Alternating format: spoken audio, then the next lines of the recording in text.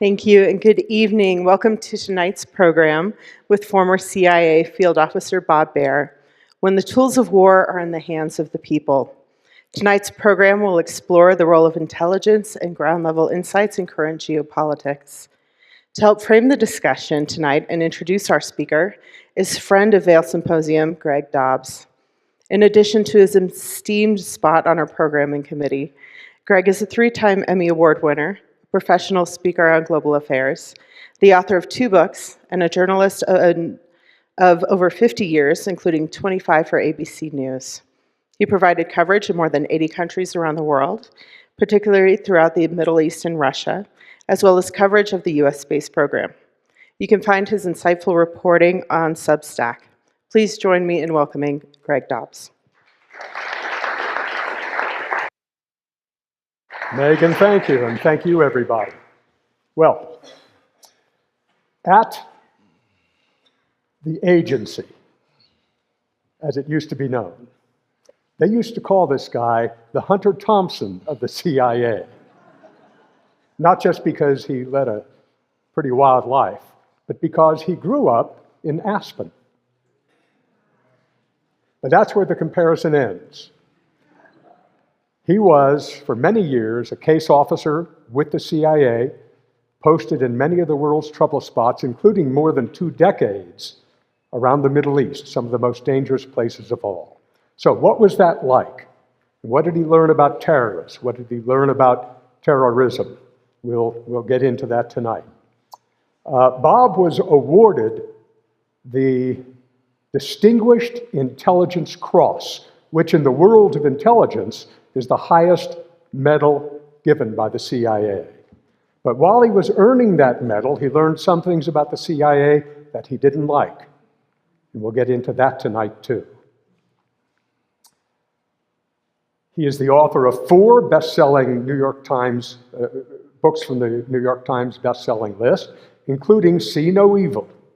And a popular Hollywood film was made of that movie. Some of you, anybody seen it? Syriana. The main character is Bob Baer by a different name.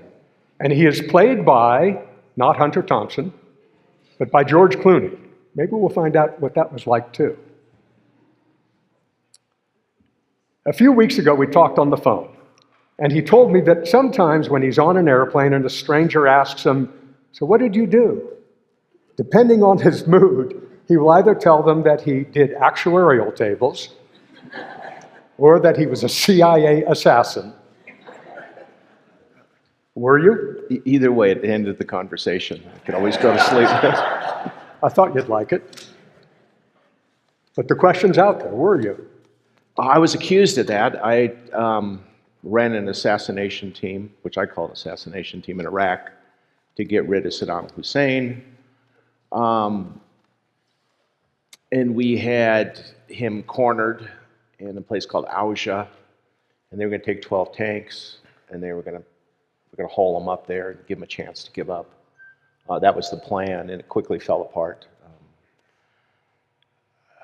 The White House panicked, and when my team came back, to make a long story short, we were met by the FBI and under investigation for crossing interstate borders to commit murder, which was a very odd thing to do because we had a lethal finding, which is, by the way, it gives you authority to kill whoever you like. But anyhow, that's a footnote to the whole story.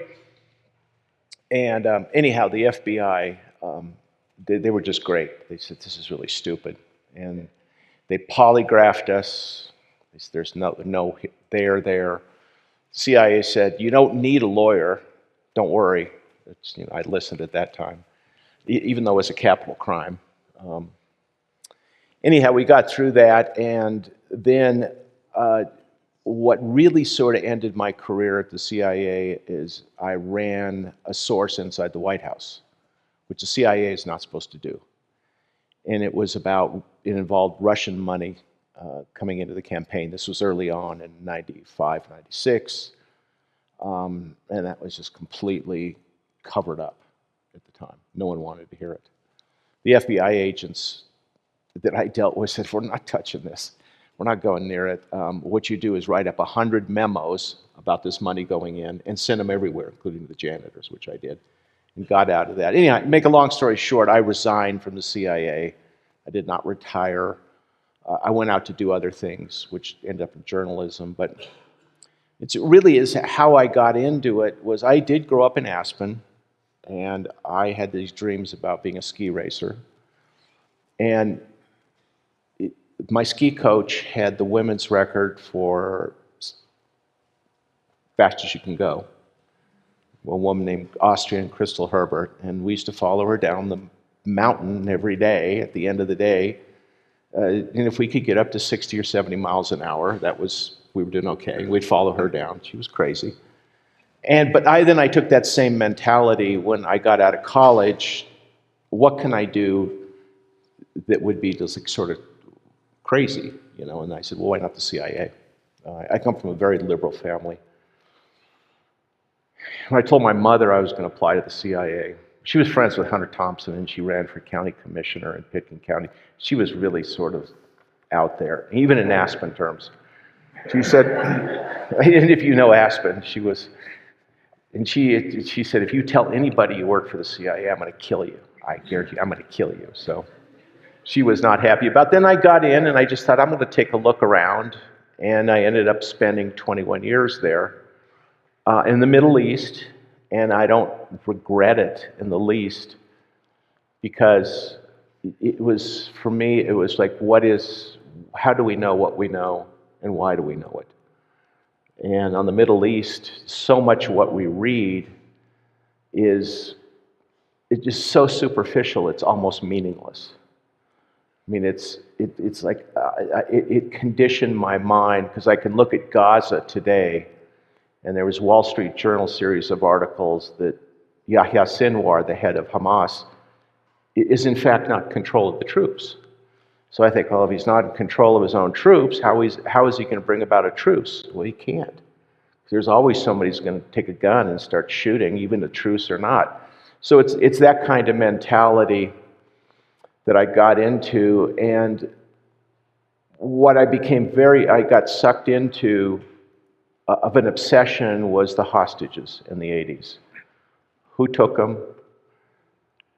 Where were they held? What was Washington's reaction to the hostages? What were they, and what did we know, and how did we know it? We're talking about the Tom Sutherlands and the Terry Andersons. Yeah, so we're talking about the the 80s, yeah. And my boss was, when I went to Beirut, the station was about 60% casualty rate. So it was a very real issue for us. Bill Buckley was kidnapped. He died of pneumonia. He was tortured and then died of pneumonia. Father Jinko. And at the time, I was working with the Reagan White House, where they were trading arms for hostages. And what was interesting for me was, and I dealt with Oliver North, and I dealt with right up and down the line, was they weren't interested in the truth. And because they had a political agenda, and their agenda was to get the hostages out and have a political, get some points for the election. And I said, well, if we look at the chatter, it's the Iranians directly in control of the hostages. It's not this group Hezbollah. Hezbollah's got nothing to do with it. It's a small unit, sort of associated with Hezbollah. And here are the names. We knew them. And at one point we found out that 4 hostages, Americans, were being held in the Iranian embassy in Beirut. And of course, Washington's reaction was BS, we just don't believe it. And then we found out from one of the hostage guards, which we'd recruited, that one of the American hostages was taking 6 pharmaceuticals, prescriptions, and they checked out. So in other words, the information was good. But that report was never disseminated. The State Department never saw it. It was never disseminated at the White House. It was just like, we don't want to know about Iran. If you remember Pan Am 103, by the way, I'm not a conservative who wants to go to war with Iran. It's just the opposite. I'm just giving you the facts. There are Iranian fingerprints all over that, bringing that airplane down, before and after. But the Bush administration, the first, did not want to go to war with Iran, because if you let it out that the Iranians were somehow involved in Pan Am 103, then it's going to be great outrage. There's going to be a demand. Which was the 747 blown up over Lockerbie. Yeah, I had two of my colleagues were on that plane. Let me go back, if you don't mind, because in response to my sort of question, rattle off were to you me. a CIA assassin, you gave me about 101 follow-up questions to ask. Well, I guess you could, if you have a lethal finding to get rid of a leader of a country, I don't know, call it what you want. Yeah. Okay, back to Saddam Hussein, Yeah. by the way. You said the White House panicked. This is pre-9/11, right? You said the White House panicked. This Why? is pre-9/11, because the White House never wanted to do covert action in Iraq. They wanted to not touch Saddam. It was a Potemkin village, Iraqi operations, inside the CIA. And it was like, I got sent there almost as punishment as the number two, and I became the number one for a while. They just weren't interested. It was just, the CIA hates covert action. Anybody with any common sense in the CIA stays away from it. That is counterintuitive to most of us. It's neither covert nor is it action. And it's a way to spend money. I tell the story, I love this story, is at the end of fiscal year, and I'm leading Iraqi operations, they come to my head of finance, this weak guy, we have all this money to spend. And I said, well, I don't spend it where, you know? We can't give it to a charity, it's against the law. And he says, well, let's buy some Jeeps. And I said, okay, how many Jeeps do we need to buy on this one procurement? He said, oh, it's like 36. So he went out to Tyson's Corner, and he didn't identify himself as CIA, and he says, I need some Jeeps. And the guy says, fine, what do you need? Cherokees, 35. And he goes, okay, this is great. We'll give you a 15% discount. And I said, that's not going to work. And he said, you talk to my boss. So I got on the phone with the dealer, the Jeep dealer, and I said, listen, I'm sorry, we can't take a discount. We want to pay full price for the Jeeps. True story. Okay, let me ask you this. That's not the CIA's fault. That's Congress's fault, because, you know, if you don't spend your money, then you don't need it, right? Yeah. I want to talk a little just generally about your life as a spook, if that word's okay. Yeah, I don't care. In my own years covering the Middle East and dealing with unsavory characters, there were times in my interactions when I knew that if I looked at somebody the wrong way, they could make me disappear like that without a trace.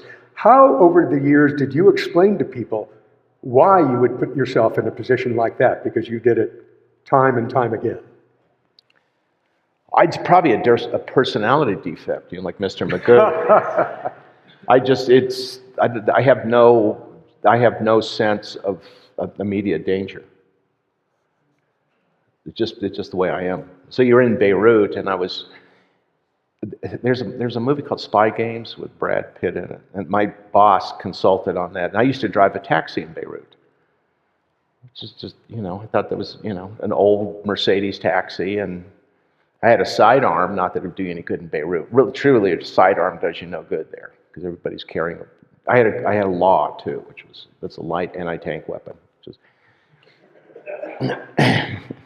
And the CIA people were the only ones that didn't have bodyguards, so it was like we sort of stood out.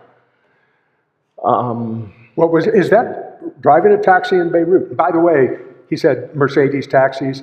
When I went there for the first time, I thought, these people are rich. They've all got Mercedes. It's a different model than you see here. But, you know, we used to go around, we knew that the American hostages and the English hostages, German hostages, they were held somewhere covertly, but we would just look at buildings as we passed them and wonder, are they there? Are they there? You knew more. How did you get to know more? Maybe part of it was talking to people in taxis, but give us a little more. Yeah, the CIA, it's best, the CIA, let's not forget, it was set up to look at the dark places in the world, places that the State Department can't get to. It's the places that you can't read about in the press or open intelligence. And it may be narcotics, it may be terrorism, it may be the Soviet Union. Of course, we were at war with the KGB for decades, and we tried to get into the KGB, and we did very successfully. Everybody's heard probably of Ames, CIA officer that betrayed like a dozen Soviet spies, Russian spies. But that tells us we were inside, someplace that the State Department couldn't get in. And it was always, if the State Department could get information, we didn't want to go there, or the press, or the Times, or anybody else. So we always were looking into these dark places, and all of those Soviet spies that Ames and Hansen betrayed were what we call walk-ins. They were volunteers.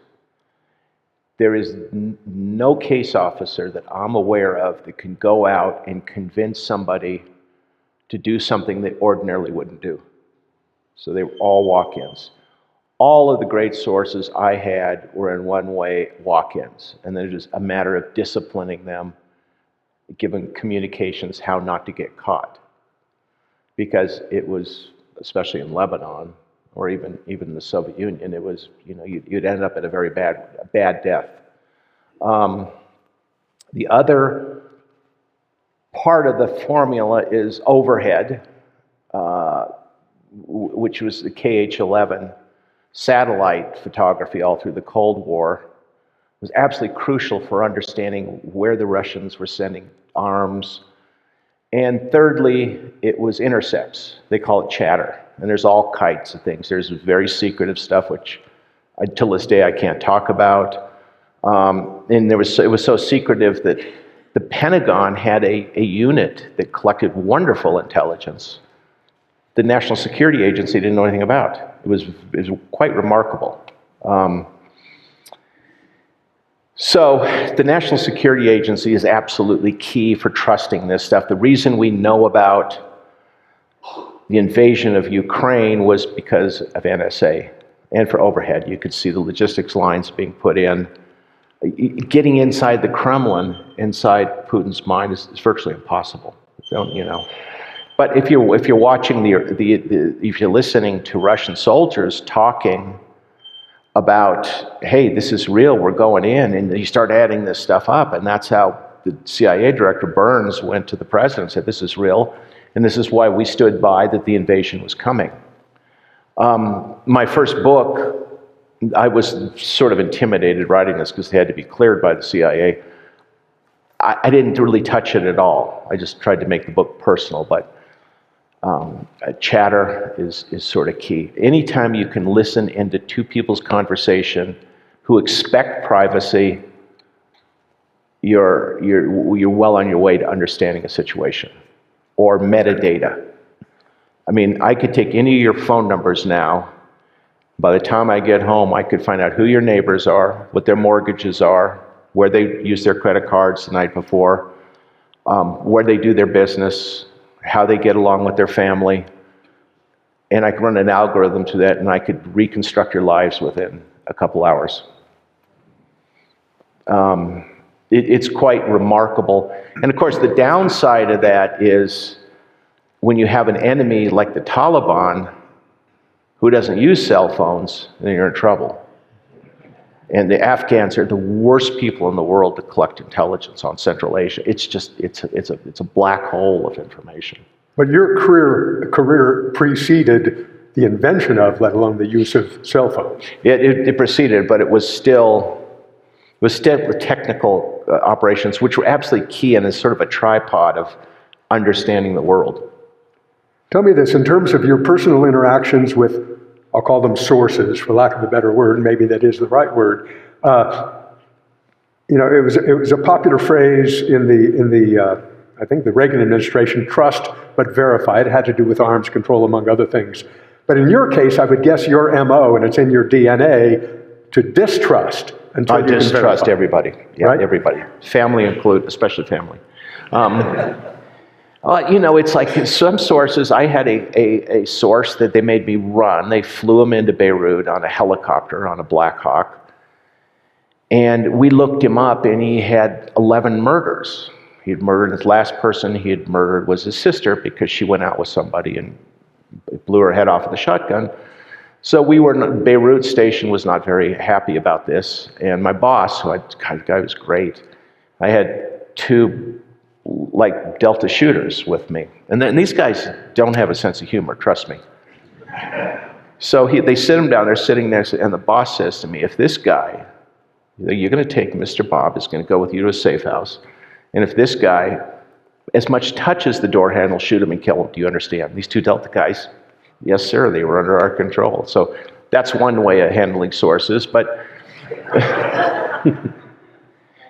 the guy died very violently soon after that. It's mostly, most people come to the CIA to volunteer because one is revenge and the other is money. They're in a problem. And thirdly, there's a certain sense of narcissism where they think, I'm going to change the world. I'm going to tell Americans what's going on, and they're going to change their policy. And you have to identify people's weaknesses. If you were going to recruit an American, you just want to immediately get into their credit. You want to get into, what are the family relations, what are their health problems, and you can solve their problems. In the movie Syriana, which I rewatched just about a week ago, a supervisor says to your character, George Clooney, something about an assignment that, quote, fits with your specific skill sets. What are your specific skill sets? Well, there's apparently a book out by Cole, and I had a boss in Khartoum, and he says, the only thing that woke me up in the middle of the night was, what did I tell Bob Baer not to do? So it's like you think on the ground, if there's a gunfight around you or shelling, you've got to react quickly and grabbing opportunity. It's a matter of when a potential source is, you don't wait around for permission from Langley. I just didn't care. If you knew it was right and you weren't breaking the law, just do it. And of course, that doesn't really fit the American bureaucracy. Totally inconsistent. Another line in the movie, by the way, that I found interesting, I just asked Bob about it before we came up on stage, was this. They have a son, he and his wife have a son. She too worked in covert operations, and there is a reference to her in the movie where the son says to the Bob character, my parents are, and he's disgusted with it, my parents are professional liars. Is that another skill set?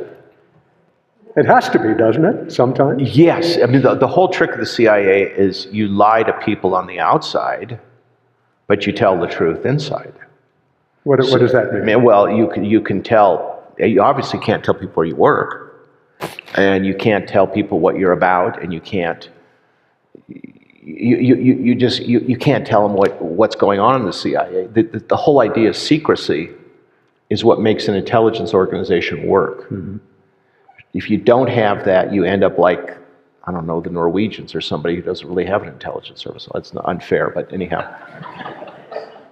But the point is, inside you cannot shave the truth. That's when you get into problems, and that's when the CIA gets into problems.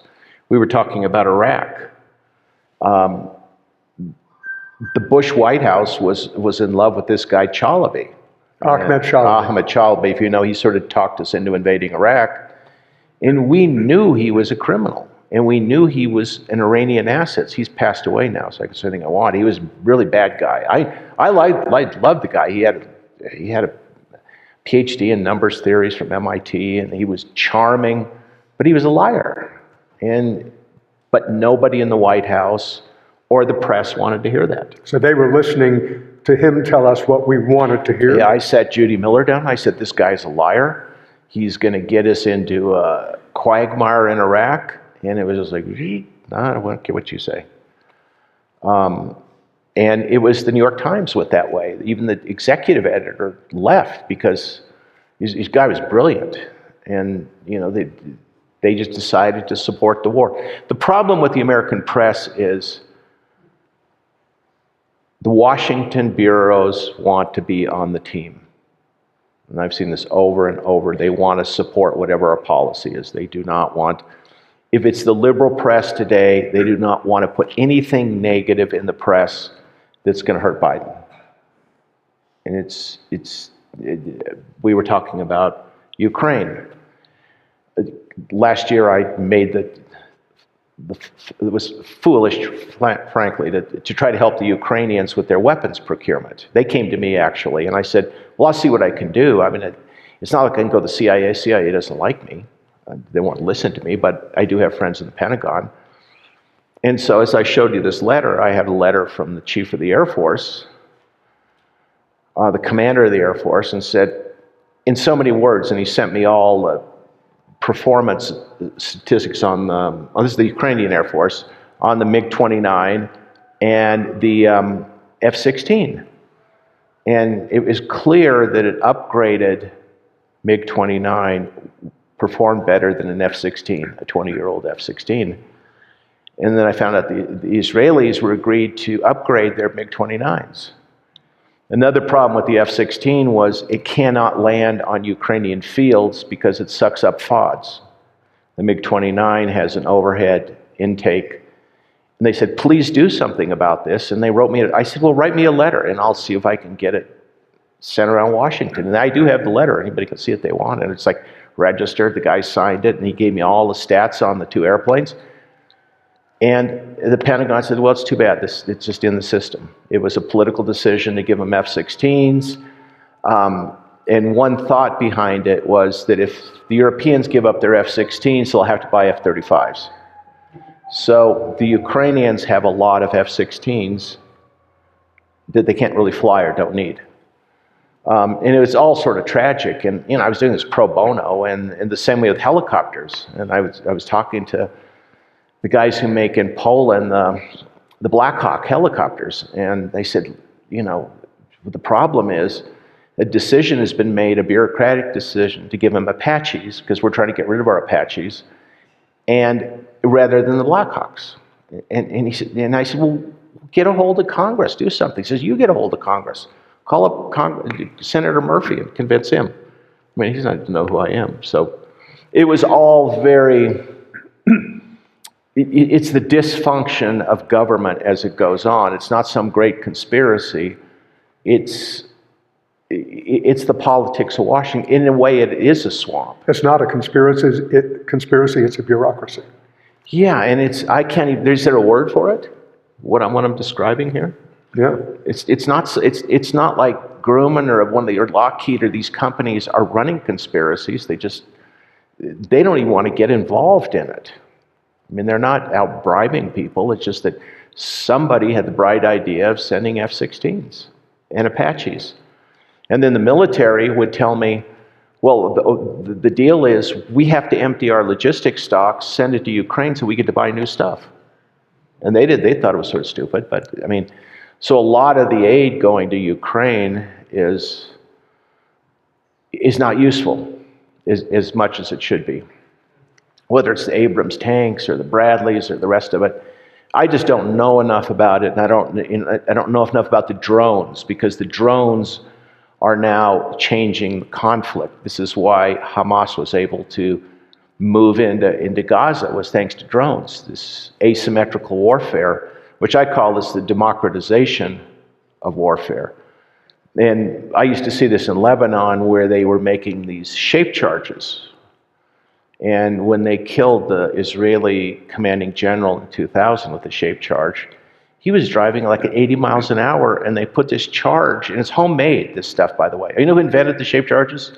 I'm very proud of the CIA. They used them in Afghanistan. They took the ovens of Afghan stoves and turned them upside down, so the curved part, and they filled them with explosives to blow up Soviet tanks. But that technology was picked up Iran, and they sent it to Afghanistan. They killed the head of Deutsche Bank with that. So any of these weapons you can make at home. I mean, I could sit you down and I could make a shape charge for you In 2 days. You could take a tank out. Bob, I want to turn a corner a little. Just you've brought up current affairs. Yeah. So I'd like to get your take on some very current affairs, things that have happened in the last 24, 36 hours. Let's begin with, and they can be brief answers, but begin with a small armada from the Russian Navy sailing into Havana Harbor yesterday. What's your take on that? The Russians are right now bluffing. And this is a message to Washington, is if you let the Ukrainians strike widely inside Russia, we're going to respond. And we have pressure points. We have pressure points in North Korea. We have pressure points in Venezuela, Cuba. And they are not beyond, if we don't listen to this message, giving the Cubans missiles that can hit the United States, hypersonic missiles, things like this. So what we're seeing is a gradual escalation, because Putin takes this war, it's an existential threat to him. He's made a gigantic mistake. It was an assessment that was, I don't even know what the KGB was thinking about, that they could march into Kiev and take it over in 2 days. They were out of their minds, clearly wrong. And he's in this mentality that a conflict is coming. So he's looking at World War III. The White House is keeping its fingers crossed that it's a bluff. I have sometimes said and written that Putin, for all the bad things he is, he's not a suicide bomber with his nation strapped to his chest. So that he will push so far, but doesn't want to get to the point where he has no choice but to expand his battle with NATO nations, and primarily the United States. Am I wrong? Well, I mean, we don't know if he's lost. He tried to kill 2 people with a weapon of mass destruction, Salisbury, and he did in London, Litvinenko, which he's crossing red lines. When you use a weapon of mass destruction in downtown London to kill somebody, that's a red line. Okay. The other current event is even more current, more recent. That was this morning, evening in Moscow, when it was announced that the Wall Street Journal reporter Evan Gershkovich has been indicted for espionage for working for the CIA. What's your take on that? The chances that the CIA would recruit a journalist like someone from the Wall Street Journal is 0 to none. So in other words, he's a hostage. I would bet my bottom dollar on that he's a hostage. The chances work for the CIA is 0. Simply because it goes back to a couple resolutions. We don't recruit priests, you don't recruit American journalists, and so on. And you also can't deal with Americans and not tell them you're with the CIA. And those rules are always followed, and you have a CIA that's more gun-shy than it's ever been. It likes to stay out of the newspapers when it can. The chance is not, so he's a hostage. And the Russians know that. You know, in my own career, I've probably set foot in out of 80-some countries, maybe half a dozen embassies, and in Moscow it was because it was the best lunch in town in the days of the Soviet Union, in the embassy cafeteria. But my point is, we bent over backwards not to get anywhere near US government or US government diplomats because people already believed we worked for the CIA. And so that just simply strengthens your argument. I mean, Evan. Well, it's his Russian, and he was asking pertinent questions. Yeah. And if you ask a pertinent question, I mean, when I'm in a hostile area, I ask the dumbest possible questions there is. I do want to appear like Mr. Magoo, and I know what the sensitive ones are. You know, and I'm in Syria. I don't talk about the Alawite leadership and fighting inside. I know what it is, but I would never go around because they would throw you in jail or worse. You hosted, I want to talk about terrorism, please. And you hosted a British TV series called The Cult of the Suicide Bomber. And if there is one thing that almost all of us as Westerners don't understand, it's the suicide bomber. How do you explain their thinking, their behavior, their suicide? Well, we celebrate American soldiers that Russia a Japanese machine gun position, don't we? To save other people. And German bunkers on D-Day. German bunkers on D-Day, yeah. So it's not. And well, there's also the question of a lot of these people do believe that they're going to be martyrs and they're going to go to heaven. Some of them believe it. A lot of them just think it's just stupid. But the family of a 13-year-old kid that he put on explosives and rolled under a tank in the Iran-Iraq war, they were an odd bunch of people. I spent the day with them in Iran. One of the best things that ever happened to me is I went with this Irish company, and I was hosting this series on suicide bombing. So I would just talk to every suicide bomber that I could get, usually in jail or wherever. And so it's Khorram Shah Day in Tehran, and the guy says, "Well, let's go there and film it." And I said, "This is the producer. He's crazy Irish guy, really crazy, just scared of nothing." I said, "We can't. I mean, I'm ex-CIA. They know that. They're not really happy. They don't like the CIA. We can't go. Foreigners aren't let in. Press isn't let in. It's committees to be said. Let's just try." So we go roaring up, and the guy says, "You can't go in." The IRGC guy that is, "You can't go in here." And so the Irish guy yells at him and says, we are invited by Ahmadinejad, who is going to become president, and you call him up and you tell him we can't come. And this really tough Iranian soldier says, "Oh, all right." So we go in and film the whole day, and we're walking around, only foreigners, with all these cameras and sound equipment, and people don't even know why we're there. They have no idea. And then we get to leave, and the chief of staff, really anti-American, mean guy, says, so the producer says, "Go interview him." I said, "No, he's got like 8 bodyguards. He's going to kill us." He said, "No, go do it." So I went over and I stalked him. I stood right in front of him. And he had no idea who I was. And I said, "Well, what will you do if the Americans do something?" And he says, "I will turn the Persian Gulf red with American blood." And I go, "Okay." He said, "Where are you from?" "Oh, we're from Ireland." And he goes, "Oh, IRA." And he goes, "Yes." Patted me on the back. This is all on film. Mm-hmm.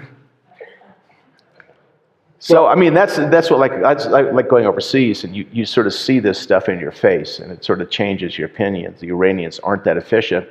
A guy who writes a book about them being terrorists involved in Pan Am 103 is wandering around Tehran. No one seemed to care. Well, suicide bombers, of course, are terrorists, but not all terrorists are suicide bombers. Not all of them want to die for the cause. They just want to commit terrorist acts and live to tell the story. How do you explain that? Well, I mean, it's your interpretation of the Quran, and does anybody wonder why Hezbollah is so disciplined? They can turn it off, turn it on, is because they have a spiritual leader that they believe in, and if he says that it's justified, and there's a fatwa, or there's another one that's called a kara, you can commit violence. And it's that discipline for the Shia, Hezbollah, the Sunnis aren't. And they do believe that it is, I mean, why is Palestine so insoluble? Because you have one set of people that each said that God gave them the land. It's like, how do you reconcile this? Especially Hamas, you can't really talk to them. They said that Allah gave it to them. Deeply down, it's a sense of we are here and we are not going to give up. And it's a matter of injustice, a great injustice. I sat down there was a suicide bombing in Haifa at a place called Maxim's. And this woman takes a taxi. She was very well educated. It wasn't just into this restaurant, and it was jointly owned by Israelis and Arabs. So it was, very integrated in that sense. Gorgeous place, surfing.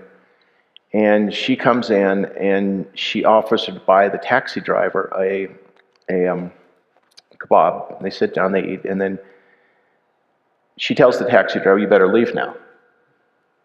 And he doesn't ask why. He gets up and leaves. And then she stands up and walks in between 2 tables of Israelis with little kids. And she'd been commenting how cute they are, what a wonderful family, and stands up, and they do this, they stand up on purpose so the blast is wider and pulls her vest and kills 23 people. And I got into prison and talked to the guy who organized this operation. And he said, well, look, the Israelis have tanks and F-16s, and we have our suicide bombers. That's as far as the logic went. And he was a teacher. He taught little kids, and that was the logic. With the current war, there's talk about a permanent ceasefire, there's talk about a two-state solution. From my own coverage in that part of the world, including the on and off 75-year conflict between the Palestinians and the Israelis, I am a confirmed pessimist. How about you? Totally pessimistic. Totally pessimistic. It's just, after what happened on 7 October, and understanding the Israelis as well as I do, and the mentality there, they cannot leave Hamas in place. They can't leave that leadership. They can't say, yeah, the war's over. So when they keep on talking about, well, there's a temporary truce, well, it's not going to be temporary. It's just not going to happen.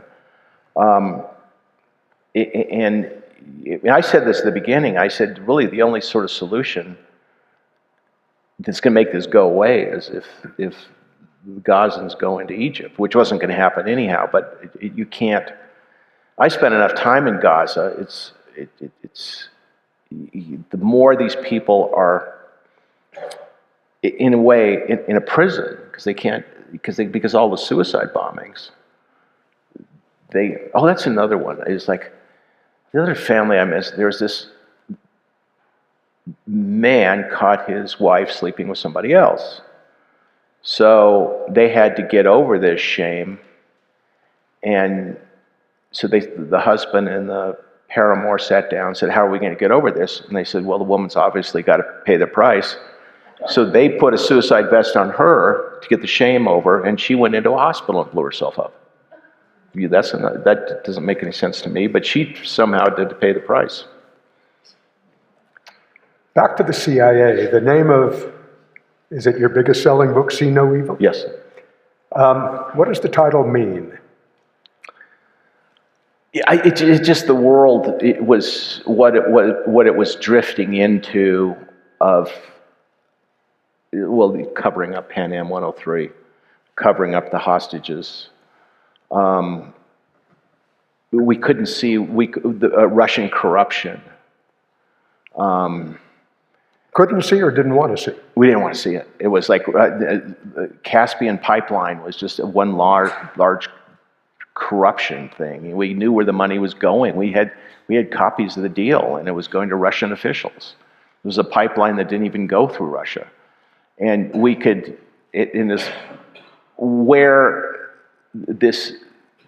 we truly believed in the 90s that the Cold War was over and Russia wasn't a problem, and stopped spying on Russia. People said, well, it can't be. And I said, I was in a station overseas and said, turn off all your tell-taps on the Russians. They're no longer an enemy. And so I went into local service and I said, turn them off. We don't care about the Russians. So it was a decision that there wasn't this hardcore in Russia, and we didn't want to look at the corruption. We didn't want to look at where this was all going. And I happen to be right if you look at where we are today with Putin. It was a part of the KGB which we knew next to nothing about, and that's counterintelligence, which counterintelligence was running its own operations in the United States, aside from foreign intelligence, which is called the SVR now. And it's like nobody wanted to believe it. I mean, the Brits knew it. Chris Steele wrote me emails telling me that they were always concerned about that there was parallel KGBs and that Putin was part of counterintelligence, was part of this, and they're hardliners, they're Stalinists that would like nothing more than to drive us out of Europe. And we had all these Russians who were defecting, but they were from the first chief directorate. They were all very sophisticated, they had good reasons, they were angry about the way Russia was going, but it was this, we didn't want to take a look at and you'll get huge fights. The allies, my allies are with the FBI guys that have been following this for years because they're sort of staying in a position. And I'm sure there's people just laugh at me and say, oh, this couldn't be possible. But, look at Putin. Where did he came, We don't even really know how he became president. It was probably through blackmail. He blackmailed the prosecutor in Moscow. And they have tapes of everybody, hotels, everything. Probably be helpful to people if you define the difference between counterintelligence and intelligence. Yeah, they used to call it Smur Stalin. It was kill spies, and it was very much a paranoid that there were spies everywhere. And they set up this group of people that were totally paranoid, and they were looking for American spies in Moscow that were actually affecting Russian politics. They believed that a lot of these leaders, they absolutely weren't, were actually working for the CIA. They weren't, but then they used it for internal politics. And they are Stalinists. I mean, they're to the point now, and I'm not quite sure about this, but FSB officers, those are Second Chief Directorate, Counterintelligence, something, that they're parts of the KGB that are run in parallel, that run off 3x5 cards. So they can have a source in Washington who's not in a computer system in Moscow, but he has a code name, and the only way to find him is to find out the handlers, and the handlers are all hardlines. So it sounds very much like Hollywood. There's no, I'm sure the jury's out on this, but I do believe it's true. And these people, they carry out assassinations in Russia. I mean, do you ever wonder about all the Russians going out at windows? I mean, there's too many to believe it's just a coincidence, and their families killed. This is the same group. It's a secret society, which we as Americans, we don't have a secret society here. We think what the CIA is, but I'm here to tell you it's not. They let people like me go out and just blather on, and that would never happen in Russia. Somebody like me going out and talking in Moscow about the failure of the KGB would be dead in 24 hours. So that's the kind of thing I'd mean by see no evil. It's just, we're just sort of a happy people, had put our business on Facebook and Meta and the rest of it, and we have congressional committees, and we put all our faults on, other countries don't work that way. Just like Iran, the Quds Force that kills people right and left, they don't leave and write memoirs. Trust me. You wrote in See No Evil that Washington and Washington politicians actually crippled the work of the CIA. And you then make the connection to 9/11, that 9/11 is, at least in part, an outcome of that process. Well, yeah, I mean, we didn't spy on Saudi Arabia. I mean, where did 9/11 get hatched, if anywhere, except in Saudi Arabia? And this is even the Atlantic has been missing this, come out with this, and there's been a suit. There's just the two hijackers that went to San Diego, stayed there for a couple of years, were supported by the Saudi embassy. And that's just a fact. The 15 Saudis who got on those airplanes were recruited in some way. Because if they had to make sure that they were disciplined, that they were going to do what they were going to do. You just don't walk in and meet some guy on the street and say, how would you like to go to the United States and do something secretive and hope they keep their mouth shut? Has anybody ever come out and said, well, how did these 15 Saudis get to the United States? The Saudis haven't told us. We don't know. And whether they thought it was a hijacking or a suicide operation, who vetted them? And we don't know. Presumably in mosques. We've got Prince Bonesaw, who cut off Khashoggi. He cut him in little pieces. That's all been forgiven. It's like he was a Washington Post contributor that got cut up for no reason. And it was like, all right, we need Saudi oil. They have the reserve tank. Now, those are just the facts. And that's the kind of thing that bothers me, and that we weren't spying on Saudi Arabia. How were those men recruited? Though somebody sat him down in a mosque and just talked to him. I mean, one suicide bomber I talked to was in an Afghan jail, and he was vetted. I knew who the guy was. The whole thing was done in a mosque. They said, "All right, come on, we got a special assignment for you." And they gave him this, what they told him was a radio, but it was a suicide vest, that he was going to talk to Allah. And that he was supposed to walk up to this governor, and if Allah wanted him to come to heaven, he'd push the button, and then it would go off and he'd go right to heaven. He didn't think about blowing it. He didn't know who the governor was. It was just a great innocence on their part. It didn't go off, and that's why he was in jail. He was just a young kid. I assume these Saudi men were just completely unsophisticated, and there's Saudi experts out there know more about this, but they're just parts of Saudi Arabia that are part of this theocracy that's at war with the West. Now, in Mohammed bin Salman, and the Saudi intelligence has got this under control. They didn't up until 9/11. I don't see anything coming out of Saudi Arabia, so this is the good news story. Because once they started killing people in Saudi Arabia, attacking compounds, that was a different story. But we've just moved on from 9/11, and we attacked the wrong country, Iraq. It was just idiocy. And by the way, nobody's paid the price for that. I mean, it's like giving a medal to the guy who designed the Titanic, you know? Just, all right, you know, we invaded the wrong country. Tell me what you think about this. Pardon me, still pertinent to the recruitment of terrorists. By and large, in an unstable part of the world, terrorist groups recruit mainly men, young men, not only out of the mosque, but just from the ranks of the dispossessed, people who have lost everything, whether their government took it, whether a war took it. And the terrorist groups become their family. They become their power. They become their refuge. Twice I had in the Middle East teenagers, in fact, hold machine guns to my temple. And I remember thinking at the time, this must be the best day of their lives. Only if they could pull the trigger, though. Well, they were satisfied enough just to have my life in their trigger finger. It's women too. I mean, it's like what of the Black Widows in Chechnya? They blew up a bunch of airplanes, blew up airports.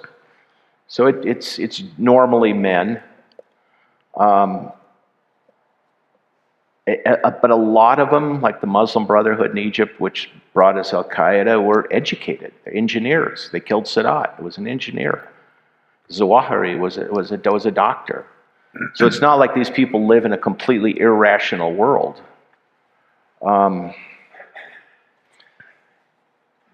It's just hard to say. And the question is, why is there no terrorism now? Can anybody answer that question? Because if you had asked me when Gaza started, I said, all right, they're coming. They're going to, some lone wolf is going to, start killing people. But there hasn't been any. I don't have an answer for that. That's just, it's a mystery to me. And for a lot of Palestinians, this is looked at as just like a great injustice. And maybe they've decided it isn't such a great injustice, that it went too far. I don't know what goes through these people's heads. Because 7th of October clearly was a great atrocity.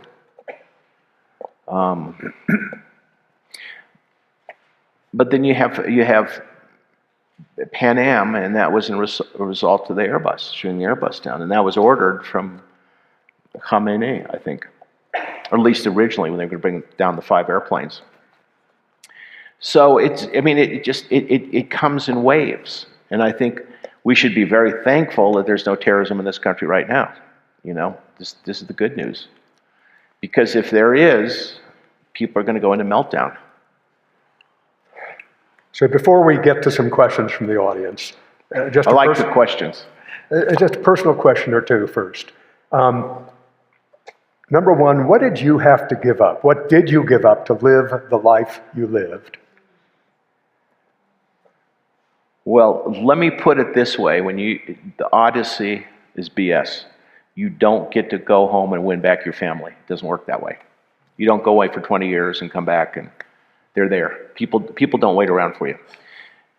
Going overseas, whether it's the military or the CIA, is in a sense a repudiation of family, and people feel it instinctively. And they go different ways. They said, all right, you've left. And it's very weird. You'd have to experience it. So when you told your mother that you were going with the CIA and she freaked out, was she right? Probably, yeah, she probably. It was an adventure too far. It's not, people aren't particularly thankful that you've gone overseas, and I would do it over and over again because it's like getting a graduate degree in the way the world works. And I can't get it from books alone. I actually have to see these people and talk to them. So being a curious person, that's sort of why I joined the CIA. And when I left, I read everything I could about Saudi Arabia, Iran. Not so much to understand these countries, but understand what the US government knows and doesn't know. That's what was very interesting. And there was nothing on Iran, nothing on Saudi Arabia. And I had the computer that had the whole thing. Which it's how little we know about the world around us. And it's nobody's fault in intelligence. Because you're not going to get somebody in Putin's inner circle to give you the keys to the kingdom. It would just be, they're scared, and if it's about money, they can make all the money they want. It's a corrupt society, and they're true believers. And he vets people around him. And the same way with Khamenei in Iran. And in Saudi Arabia, it's a closed society. It's almost impossible to get into. And then the tribes of Iraq, I spent years trying to get in, and it's just like, oh my, I don't know if anybody speaks Arabic here, but Iraqi tribal Arabic is a nightmare. It's part Aramaic, part Farsi, part Arabic. And so I'd sit all night, and did I walk away with some knowledge of how these tribal groups work? I probably didn't. No, I didn't. I tried, though. I drank a lot of tea. I gave them a lot of money, too. And they took the money. One time I tried, I couldn't give them the money. I had $250,000 in cash. And I came back to London, and I had to carry it back, and all worried about what I'm going to tell customs, even though I had a diplomatic passport. And I was staying at Claridge's, and I went to the front desk, and here I was dressed like I am, in a backpack, and I looked like I had hitchhiked from Iraq. And I said, "Do you have a safe deposit box?" And he didn't say anything. He looks me up and down like, "Sir, what could you possibly own to put in our safe deposit box?" That was the year your taxes went up. And so I go in, he gives me one, and he stood on my shoulder as I put $250,000 in the box, and I'm sure he called Scotland Yard, and they checked me out, but anyhow. I had signing authority for, I think it was $400,000 a day in cash that was not accountable, and I could never find a way to spend it. It's one job where you can handle a lot of money. Okay, raise your hands. James will get to you with the microphone. Yeah, if you were in charge, what would be your solution for the Gaza Israeli issue right now? Oh. This is where he says he's got to go feed the parking meter. That's a softball. Yeah, I got to feed the parking meter. There is no solution. There's no, you can't. You read that Wall Street Journal article, I totally believe it. They've got all these messages. Sinwar was just totally blown away by what happened on 7 October. He says that wasn't the intent. We were supposed to attack those military units and take a couple military hostages and killing all these civilians. And the Israelis are terrified. And it's not only a question of what you can't fix it, it's going to question of what happens to the Israeli far right. I mean, what happens to the West Bank? Because why should we trust the Palestinians? I was in liaison with the Palestinians. I know the Palestinians. But this group now, They're criminalized. They're true believers. They're waiting for their own Armageddon.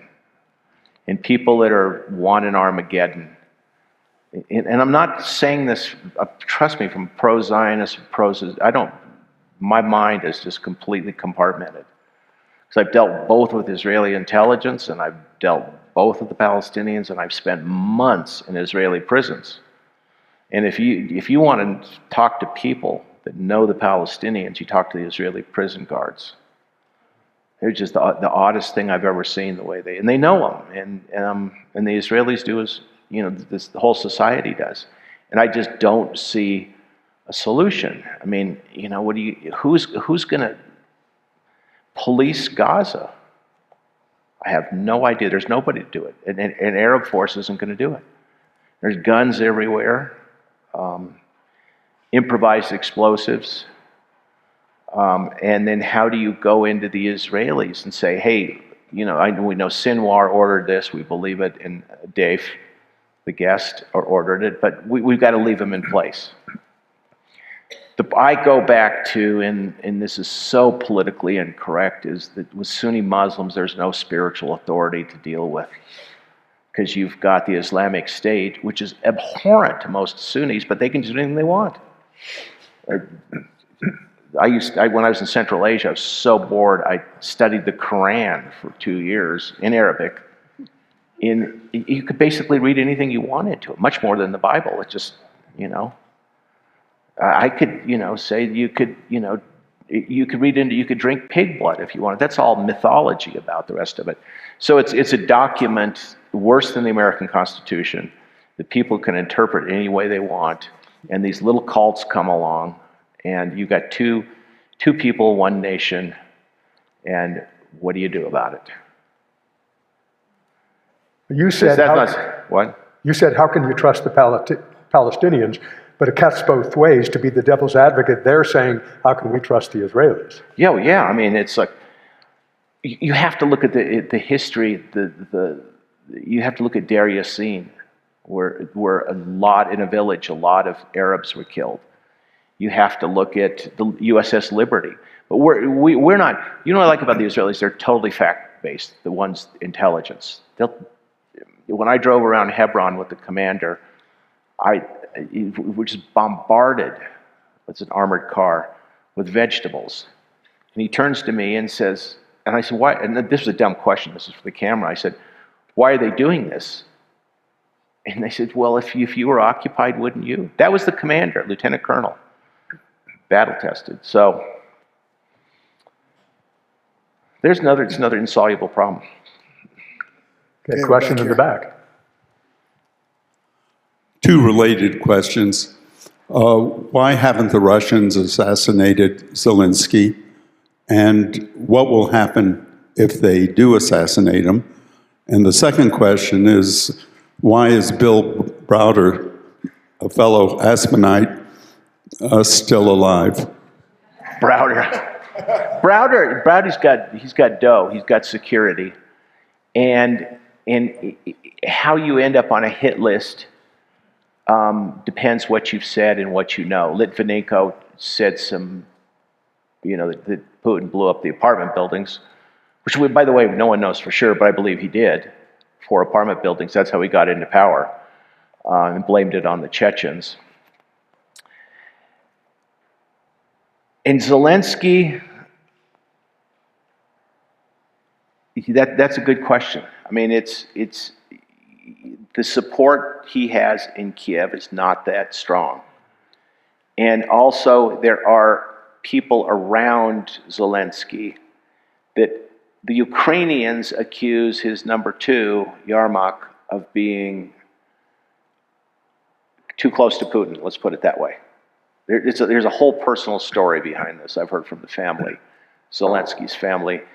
And at the end of the day, Zelensky is just the face of the military.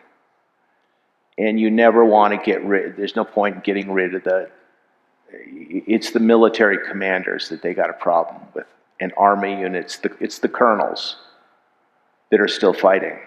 It's not Zelensky. So Zelensky could be gone, and the army will hold together. This is my best interpretation. And the Russians know this, and they probably don't have the capability. But Zelensky could come and go. It's basically Ukrainian peasants. They used to be ex-serfs are making up the army. And people like Zelensky come from a culture part of Ukraine which didn't do most of the fighting. So it's and this is grosso modo, it's oversimplification. There's two Ukraines. In Lviv, you won't see, people out on the front lines. Now they're going to run out of these Ukrainian, as I call them, peasants. There aren't going to be enough of them if this war goes on. But it's divisions inside Ukraine which I'm a student of this, which we don't completely understand. I don't know if the CIA does now, of course, but I'm sure we're getting a better knowledge of this. And these are the people that held back the Russians when they started the invasion in February. For clarification, you said in Kiev, Zelensky's support is not all that strong. You're talking about political support or security support? The security services. He just basically, he's the front, the front man. He's like the manager of the military. Yeah. So he's very personable. He's intelligent, and he goes out to beg for weapons. But the guys using them have no, and I deal with them a lot, have no use for the Ministry of Defense and the people that run it. Have no use. And they're unhappy about the weapons they're getting and the quality of them and the priorities. And the only reason they would come to me, clearly I'm not a lobbyist, is they have problems. And I have letters from the commanders on the ground saying, please intercede. Eventually, it's this closed patronage of Ukrainians put an article about me in BuzzFeed. Oh, this guy doesn't know what he's doing. It was clear that they were coming after me. I don't care, I'm out of here. So there are divisions in Ukraine, and one of the guys that I deal with is head of the Special Forces, Budanov. It's very clear what he wanted and what he wasn't getting. And he's on a Russian assassination. They poisoned his wife.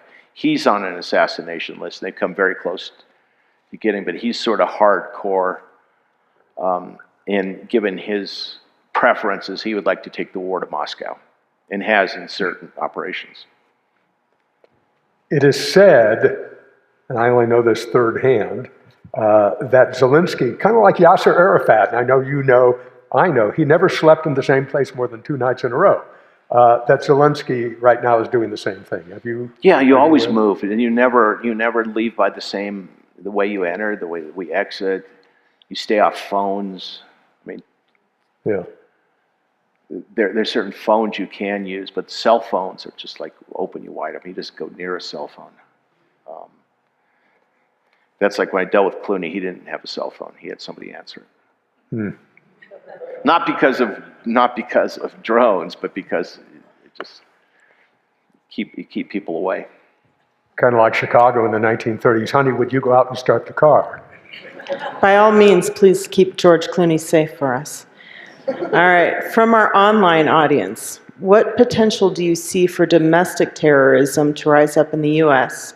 And would there be parallels to the driving factors for terrorism we have seen previously? If you were forced to give me an answer, you forced me to give an answer, I'd say we're going to have violence in this country. You have all the elements. You have all the conspiracy theories. You have a lot of people with guns, and you have a lot of people. The divisions in the country are what I'd call pre-revolutionary that I've seen overseas. It just wouldn't surprise me. It just, how it's going to happen. Is it going to be another Oklahoma City? Is it going to be? I can't tell you. That's unpredictable. It's unknowable. But I'd say there's going to be violence in this country.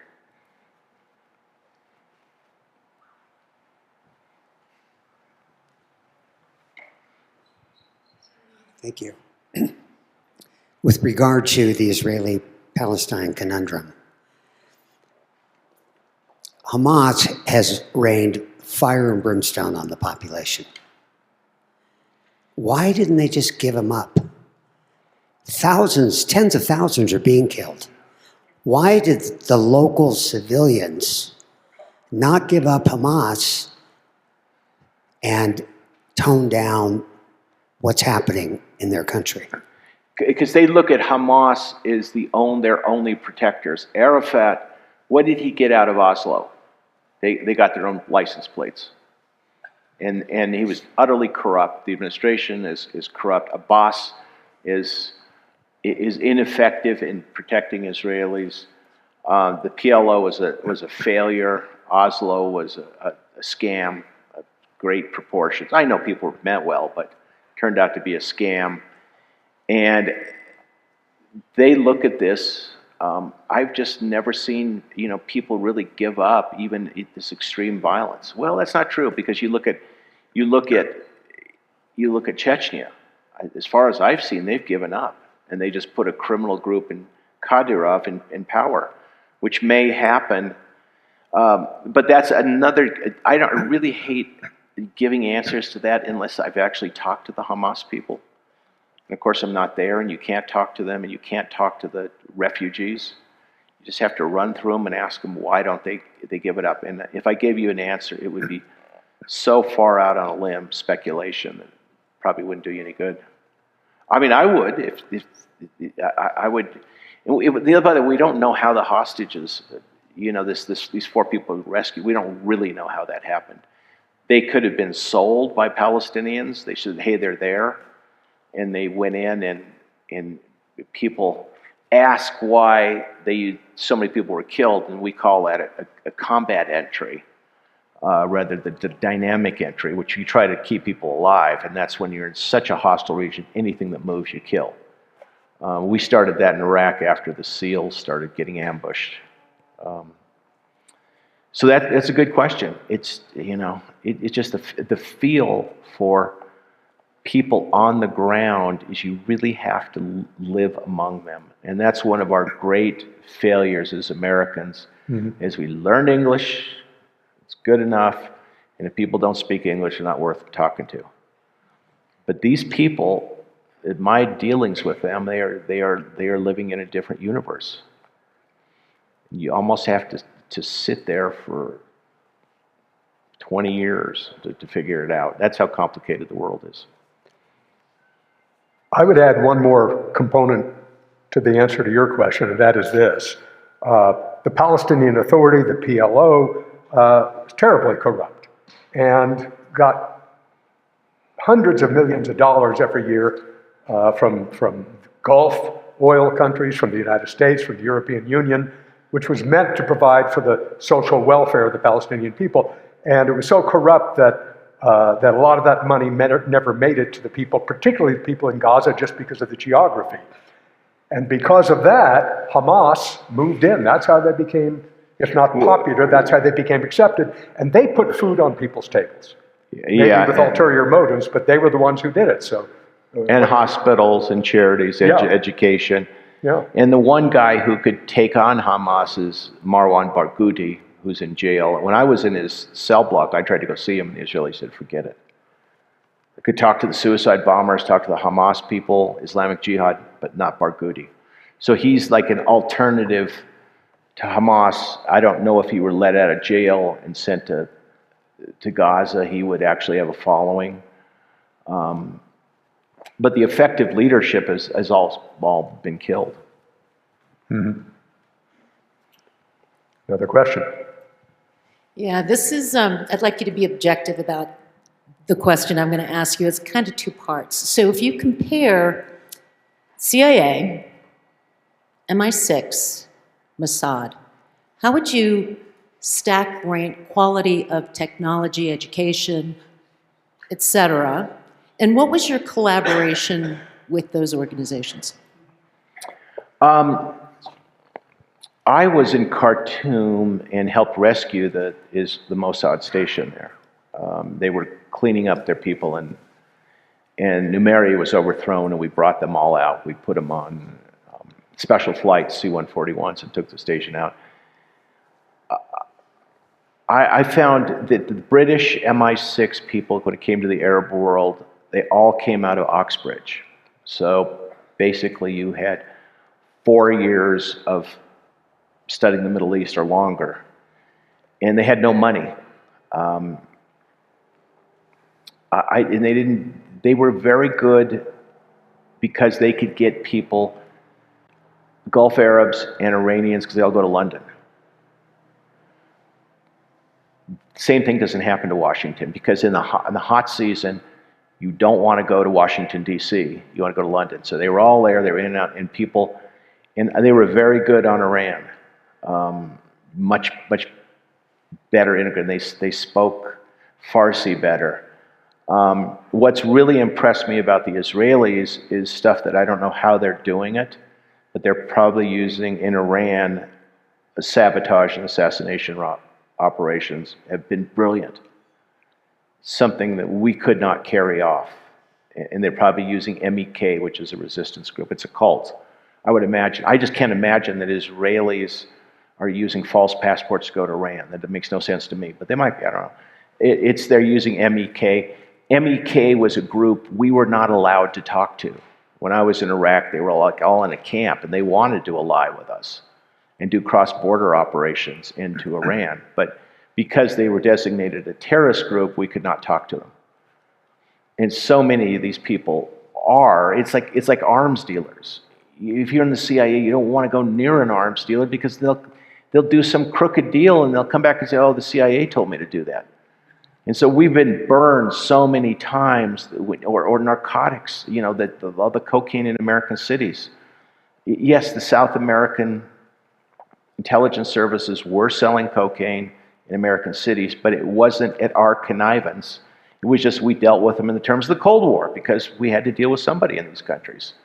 So as you become politically more and scared of these groups, you stay away from them.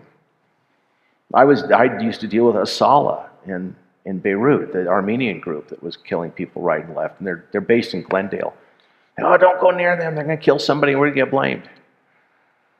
Same with drugs, One time there was a leader of a country in North Africa, and I had somebody steal a couple kilos of cocaine off his plane. It was an official plane.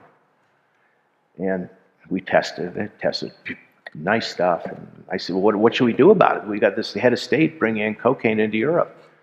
And they said, flush it down the toilet and don't write it up. No intelligence report.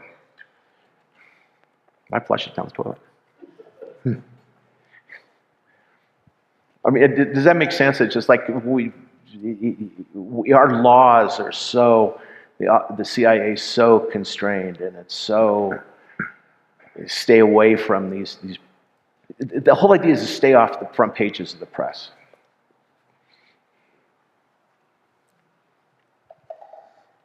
I'm wondering whether or not you think new tech and hacking is making traditional intelligence somewhat, if not obsolete.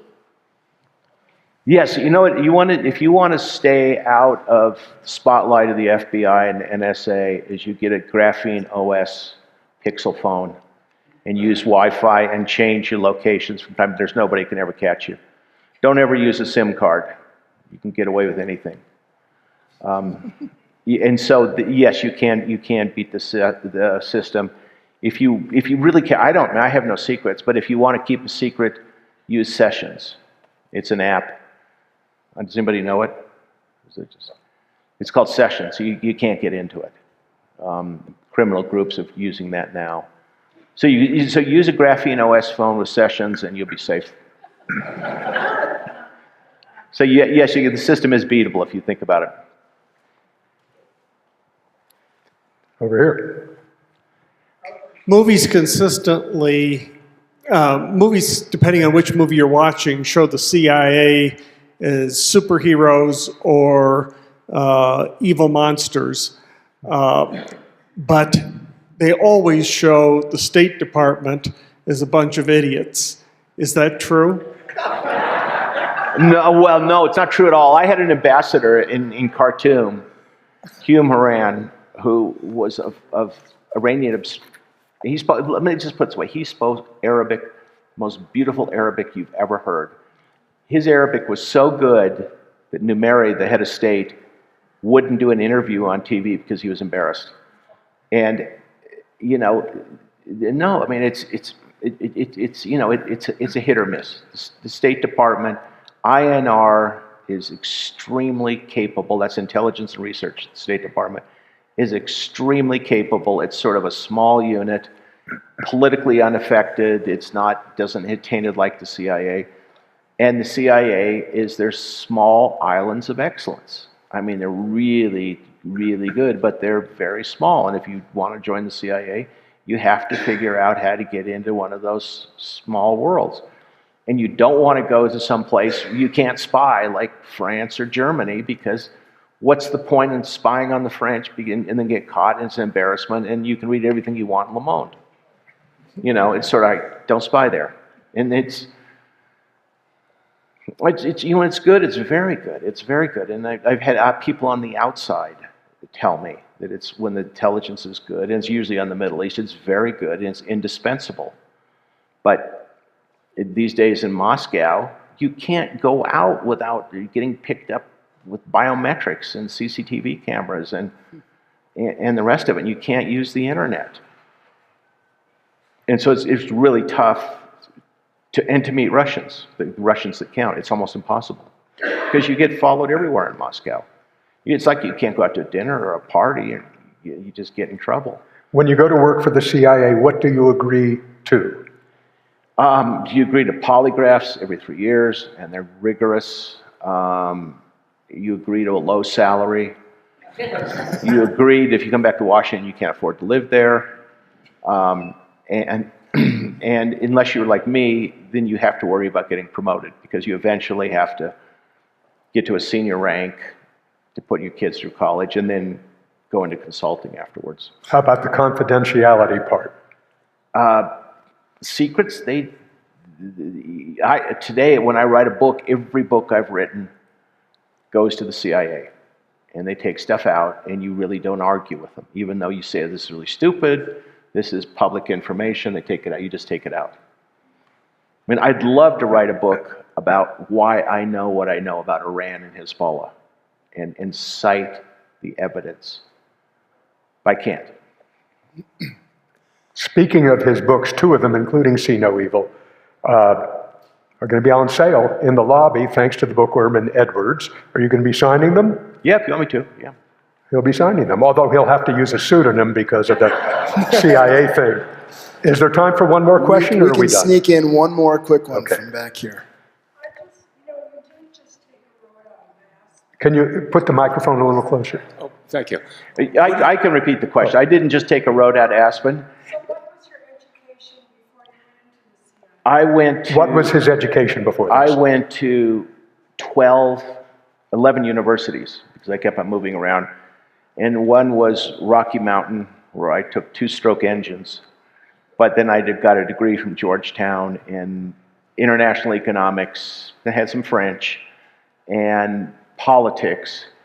And I was in Berkeley studying Chinese, Mandarin Chinese, to go into a graduate school. When my roommate, I was living on his couch, said, "Why don't you get a job?" And so this crazy stuff. And I said, "Well, who's going to hire me?" And there was some huge, humongous scandal in the newspaper. And so I said, "Well, how about the CIA?" He said, "Oh, that'd be very funny." Yeah, play to the CIA. So I called up the Federal Center and I said, "Guys, talk to the CIA." That's how naive I was. And they gave me a number down in Lawndale, an address. So I wrote them a letter, and the rest is history. Okay, final question. What do you think the effect on the effectiveness of the CIA and FBI, for that matter, is of an executive branch that publicly questions the effectiveness of the CIA and the FBI? Well, I mean, look, the FBI missed 6 January if there was anything to miss. I mean, who knows what was actually planned and when anybody believed it. Just in general, I don't have a lot of faith in the federal government, having worked there. It's the problem is with the CIA and the State Department, smart enough to get in, wise enough to get out. That's sort of what the people look at. Go spend 5 years, go to Goldman Sachs, wherever you go, and I make money. Whatever that might, Citibank, whatever. You make money because the only thing that counts now is, education, travel, the property prices. You cannot afford to work for the federal government and live in the Washington area as fairly well-to-do. You just can't. Bob, sometimes when I moderate programs for Vail Symposium, I struggle a little bit in my mind at the end to figure out how to summarize it, but I figured this out for you. He has seen it all from the inside. Bob Baer, thank you. Thank you. Thank you. Ladies and gentlemen, Bob Baer and Greg Dobbs.